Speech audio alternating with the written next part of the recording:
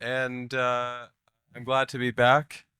I'm from the US, and there's been, of course, a lot of noise from the US, uh, and uh, there's also, through that noise, some good and bad news. There is more discussion of the topic and change happening in the US.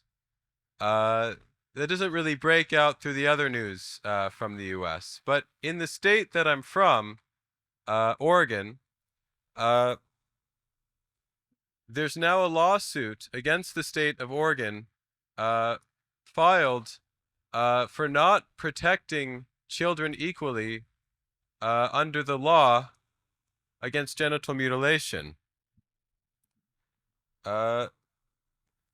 In paragraph 3 of the introduction of this complaint, the complaint alleges that male circumcision and some forms of female child genital cutting are similar enough to require equal legal treatment.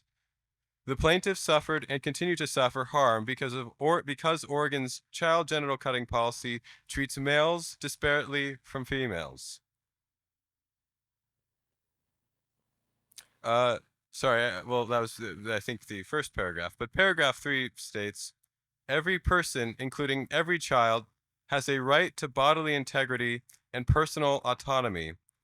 Every person also has a right to equal protection of the law regardless of biological sex. And in paragraph 12, like lobotomies, genital cutting is gaining worldwide recognition for being harmful. But genital cutting persists in the United States because admitting to the harms means telling generations of men and boys that they were wrong. Surmounting this fear, however, is necessary for societal progress.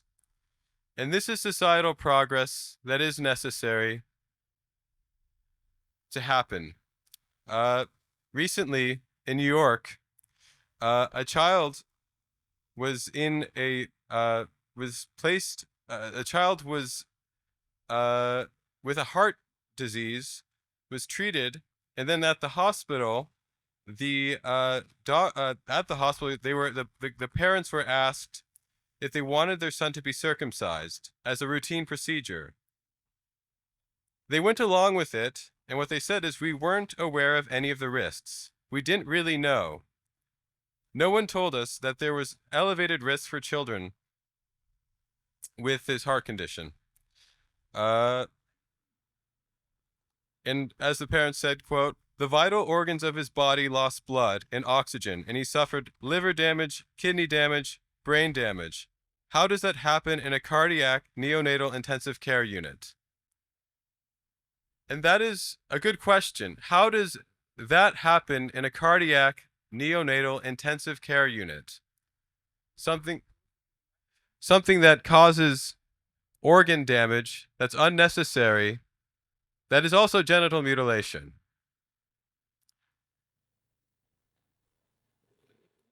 The work of surmounting